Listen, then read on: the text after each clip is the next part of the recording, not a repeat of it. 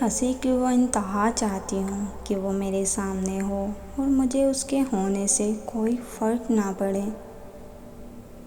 جو شخص سگریٹ کا ایک کش لگا کر باقی ساری سگریٹ انگلیوں میں سلگا دے، اس کے ماضی کی کہانی سننے والی ہوں گی۔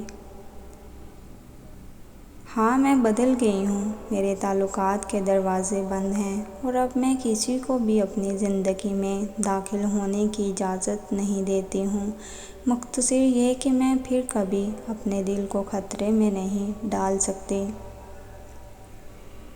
دنیا جہاں کی محبت سے آپ کو کوئی فرق نہیں پڑتا اگر یہ اس کی طرف سے نہیں ہے جس کی آپ کو ضرورت ہے۔ جو شخص آپ کے دل کا سکون کھا جائے، اسے آپ کے دل میں رہنے کا بھی کوئی حق نہیں۔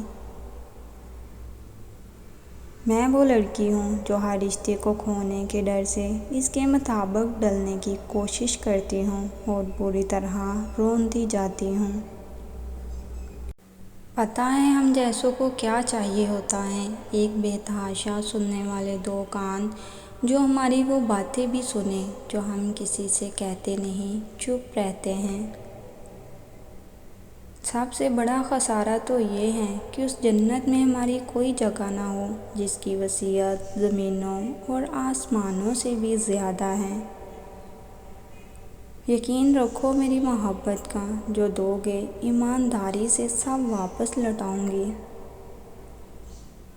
اٹھانا خود ہی پڑتا ہے تھکا ٹوٹا بدن اپنا کہ جب تک سانس چلتی ہے کوئی کاندھا نہیں دیتا۔ اگر یوسف علیہ السلام کی کوئی بہن ہوتی تو کبھی انہیں کنویں میں چھوڑ کے واپس نہ آتی۔ وہ اس شخص کے ہاتھوں مر رہی تھی جو اس کی زندگی تھا۔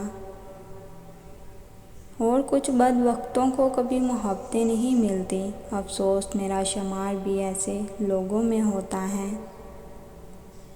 زندگی ایک کمزور ڈور کی مانند ہے جو کسی بھی وقت ٹوٹ سکتی ہے۔ جو مختصر گھڑیاں ہمیں نصیب ہیں، کوشش کریں کہ انہیں اس انداز میں استعمال کریں کہ آپ کی دنیا اور آخرت دونوں سنور جائیں۔